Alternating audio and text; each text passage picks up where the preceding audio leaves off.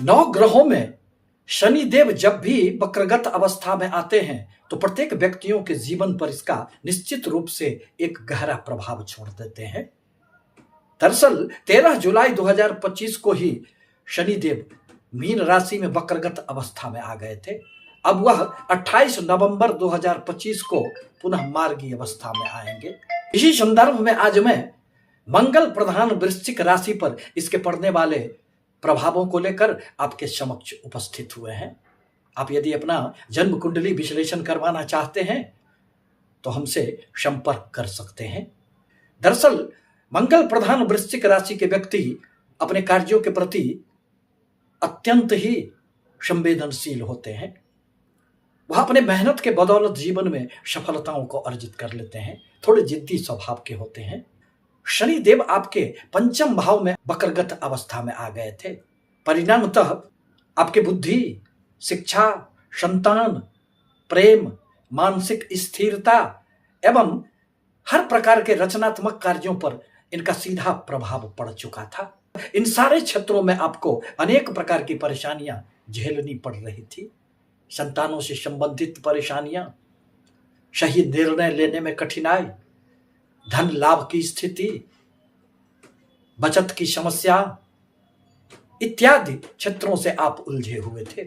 परंतु अब तो यह बीते दिनों की बातें हो जाएगी, क्योंकि शनिदेव के मार्गी अवस्था में आने के साथ ही आपको पंचम भाव से संबंधित अनेक प्रकार के शुभ फल निश्चित रूप से प्राप्त होंगे। इस अवधि में आपका कोई भी अटका हुआ धन आपको प्राप्त हो सकता है। मानसिक उलझने आपकी कम हो जाएगी और आपके बुद्धि में एक गहराई, एक पैनापन आएगा। हर प्रकार के सृजनात्मक कार्यों में आपको सफलताएं प्राप्त होगी। छात्रों को अब पढ़ाई में अभिरुचि जागृत होगी। प्रेम संबंधों में यदि किसी भी प्रकार की उदासीनता का भाव जागृत हो गया था तो अब वह भी दूर हो जाएंगे। प्रेम संबंधों में एक गंभीरता आएगी। संतानों से जुड़े हुए हर प्रकार की समस्याओं का अब धीरे धीरे समाधान मिलता चला जाएगा। अनुशासन एवं उत्तरदायित्व की भावना में वृद्धि होगी। आप अपने कार्यों के बदौलत, अपने मेहनत के बदौलत अब सफलताओं को अर्जित कर लेंगे।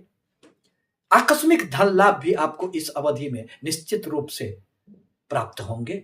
शनिदेव की पंचम भाव से तीसरी दृष्टि अब आपके सप्तम भाव पर पड़ेंगे। जो दाम्पत्य जीवन, जो व्यापार, साझेदारी के व्यापार, गुप्त मंत्रणा का भाव माना जाता है। परिणामतः शनिदेव के प्रभाव के कारण जो इन सभी क्षेत्रों में कठिनाइयां आ गई थी अब वह धीरे धीरे दूर हो जाएंगे। व्यापार में अब आपको खूब सफलताएं मिलेगी। दाम्पत्य जीवन में भी खुशियां लौट आएंगे। यदि आप विवाह के इच्छुक हैं तो अब आपका जनवरी फरवरी के बाद से विवाह के लिए अच्छे योग बनने लग जाएंगे। आपके जीवन में एक परिपक्वता आएगी। आय में स्थिरता एवं किसी पुराने संपर्कों से आपको लाभ होगा। साझेदारी के व्यापार में भी अब उन्नति होंगे। शनिदेव की सप्तम दृष्टि आपके इच्छा पूर्ति के भाव, लाभ भाव पर पड़ेंगे।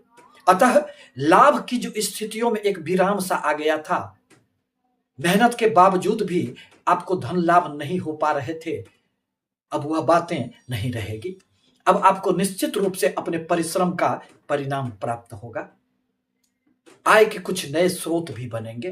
प्रॉपर्टी, शेयर, सट्टे, लॉटरी इत्यादि में लंबे अवधि की कोई भी निवेश अब आपको लाभ देने वाला होगा।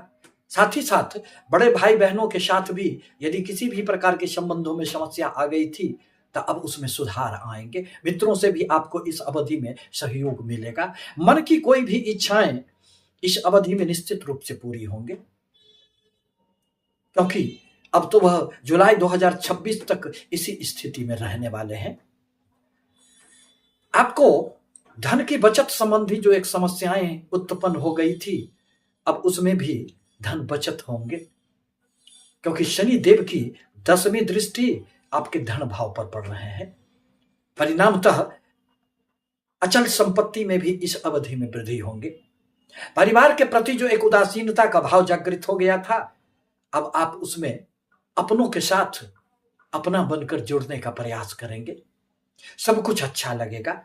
परंतु अपने वाणी में जो आपकी एक गंभीरता और कभी-कभी वाणी में कठोरता उत्पन्न हो जाएगी, उस पर आपको थोड़े से ध्यान रखने की आवश्यकता पड़ेगी। जीवन में परिवर्तन तो अवश्यंभावी होता है। तो आपके लिए आवश्यक है कि आप शनि देव के बीज मंत्रों का जाप करें, बजरंगबली की सेवा आराधना करें, शनि मंदिर में जाकर शनिवार को तेल चढ़ाया करें, गरीबों को मदद किया करें। इससे शनि देव की पंचम भाव में स्थिति के परिणाम स्वरूप जो थोड़ी बहुत समस्याएं होगी वह निश्चित रूप से दूर हो जाएंगे। आपसे पुनः निवेदन है कि हमारे चैनल को लाइक करें, सब्सक्राइब करें, ताकि मैं अपने विचारों से आपको सतत अवगत कराता रहूं। धन्यवाद।